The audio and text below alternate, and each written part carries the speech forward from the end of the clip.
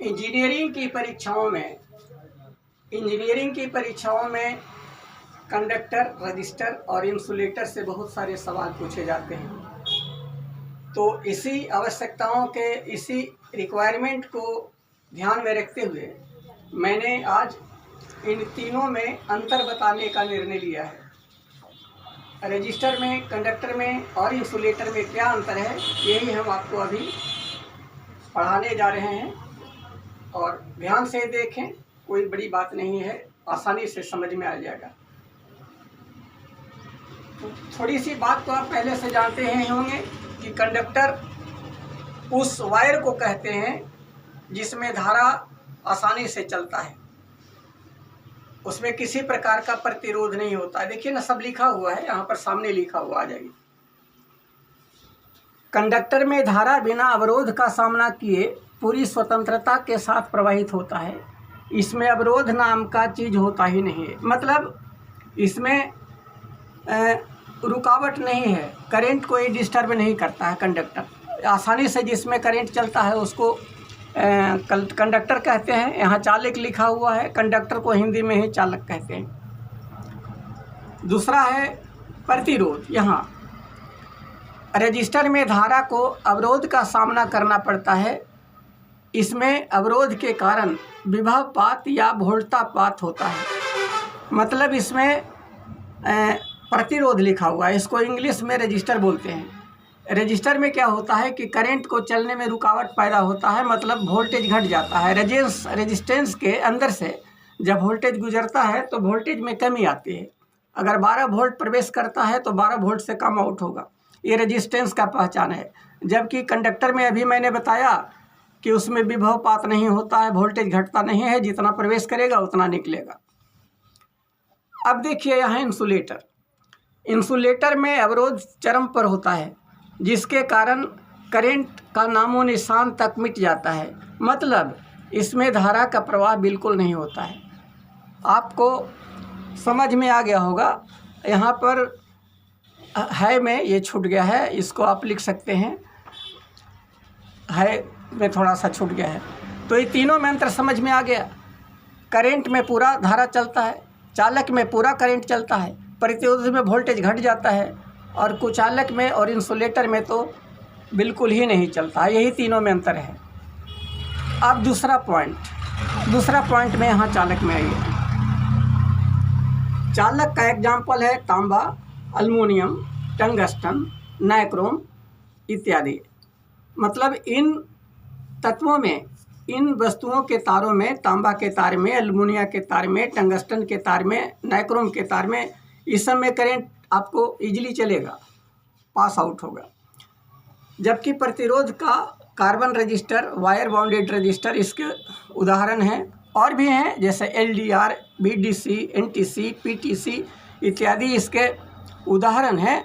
इसमें धारा चलता है, करंट चलता है, लेकिन वोल्टेज घट जाता है, जितना प्रवेश करता है उससे कम वोल्टेज निकलता है। इंसुलेटर का उदाहरण हो गया जैसे प्लास्टिक, एनामेल, बैकेलाइट, फाइबर इत्यादि। इन सब वस्तुओं में बिल्कुल ही नहीं करंट चलता है, नामो निशान नहीं करंट का रहता है। तीसरा पॉइंट, कंडक्टर के कंडक्टिविटी का निर्धारण इसके विशिष्ट प्रतिरोध के आधार पर होता है। ध्यान देना यहाँ पर है कि विशिष्ट प्रतिरोध का मतलब क्या होता है। यहाँ लिखा हुआ है, विशिष्ट प्रतिरोध का मतलब 1 mm² अनुप्रस्थ काट तथा 1 मीटर लंबा तार का प्रतिरोध। मतलब अगर तार का क्रॉस सेक्शनल एरिया 1 mm² हो और उसकी लंबाई 1 मीटर हो, तो उसमें रेजिस्टेंस जो प्राप्त होगा उसको हम स्पेसिफिक रेजिस्टेंस या विशिष्ट प्रतिरोध कहते हैं। इसी विशिष्ट प्रतिरोध के आधार पर जाना जाता है कि इसमें धारा का प्रवाह होगा कि नहीं। जनरली कम प्रतिरोध जो होगा, जैसे टोटल प्रतिरोध 1 ओम से कम हो, तो वो कंडक्टर की श्रेणी में आता है। इसमें है रजिस्टर में रजिस्टिविटी प्रतिरोधकता का निर्धारण संपूर्ण अवरोध के आधार पर किया जाता है। मतलब जो जिस तार में धारा प्रवाहित कराना है उस तार का जो टोटल रेजिस्टेंस है उसी को रेजिस्टिविटी कहते हैं। उसी के आधार पर पता चलता है कि इसमें करंट कितना प्रवाहित होगा, कितना वोल्टेज इसमें ड्रॉप करेगा और कितना आउटपुट मिलेगा। जनरली सामान्य परिस्थितियों में 1 ओम और 2 मेगा ओम से, यहाँ लिखा हुआ है 2 मेगा ओम, 1 ओम और 2 मेगा ओम के बीच में इसका वैल्यू रहता है, प्रतिरोध का वैल्यू। जब 2 मेगा ओम से बढ़ जाता है तो वो पूर्ण रूप से करंट को रोकेगा, मतलब वो इंसुलेटर की कैटेगरी में आ जाएगा। 2 ओम से हर हल में प्रतिरोध कम होता है। यहाँ पर इंसुलेटर में मापदंड का आधार विद्युत पारज स्थिरांक, जिसको अंग्रेजी में डाइलेक्ट्रिक स्ट्रेंथ कहते हैं, ये होता है। डाइलेक्ट्रिक स्ट्रेंथ के आधार पर तय होता है कि इंसुलेटर का कौन कौन मटेरियल इंसुलेटर है। फिर अब आगे कुछ चालक का विशिष्ट प्रतिरोध यहाँ दे दिए हैं, इसलिए कि आपको आगे चल कर के किसी तरह का दिक्कत ना हो। जैसे सिल्वर का 0.164, कॉपर का 0.0172, गोल्ड का 0.0242, aluminium 0.0265, tungsten 0.0551, zinc 0.06, nickel 0.078, iron 0.098, tin 0.1158, German silver 0.202, lead 0.206, manganin 0.42 से लेकर के 0.44 तक, eureka 0.49, platinum 0.9 to 1.5, mercury 0.958, nichrome 0.085, carbon 70। ये सब विशिष्ट प्रतिरोध है। एक चीज़ जो इसमें मेंशन नहीं है वो ये है कि किसी भी चालक का प्रॉपर्टी क्या क्या होना चाहिए, यहाँ पर एंट्री नहीं किया गया है, वो आप लोग सुन लीजिए ऐसे ही।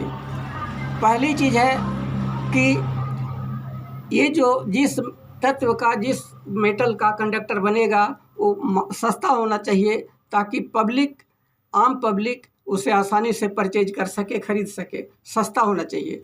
दूसरा प्रॉपर्टी इसका है कि ये मार्केट में आसानी से उपलब्ध होना चाहिए, जहाँ पब्लिक जिस क्षेत्र में रहते हैं उस क्षेत्र की दुकानों में से मिलना चाहिए। ये सब इसके प्रॉपर्टी होना चाहिए। अब आइए यहाँ पर कुछ कॉमन प्रतिरोध जो बाज़ारों में आसानी से उपलब्ध हैं, जैसे 1 ओम, 2 ओम, 10 ओम, 15 ओम, 22 ओम, 33 ओम, 47 ओम, 56 ओम, 82 ओम, 86 ओम, 100 ओम, 120 ओम, 150 ओम, 180 ओम, 220 ओम, 330 ओम, 470 ओम, 560 ओम, 680 ओम और 1 किलो ओम। 1 किलो ओम मतलब 1000 ओम, 1.5 kilo ohm, 2.2 kilo ohm, 3.3 kilo ohm, 4.7 kilo ohm, 5.6 kilo ohm, 6.8 kilo ohm, 8.2 kilo ohm, 10 kilo ohm, 150 kilo ohm, 330 kilo ohm, 470 kilo ohm, 680 kilo ohm, 1 mega ohm. 1 mega का मतलब है 10 लाख ओम, 2.2 mega ohm, 3.3 mega ohm. इसके बाद strands for Om, strands, यहाँ ये जो symbol देख रहे हैं ऐसे क्या हुआ है, इस सिंबल का मतलब होता है ओम। ये सबसे आगे दिया हुआ है ना, ये सब ओम लिखा हुआ है। के ओम स्टैंड्स फॉर किलो ओम, इसका मतलब के से किलो और इसका मतलब होता है ओम, तो के ओम मतलब किलो ओम हो गया। यहाँ एम ओम, मेगा ओम, यहाँ लिखा हुआ है स्टैंड्स फॉर मेगा ओम। अब इधर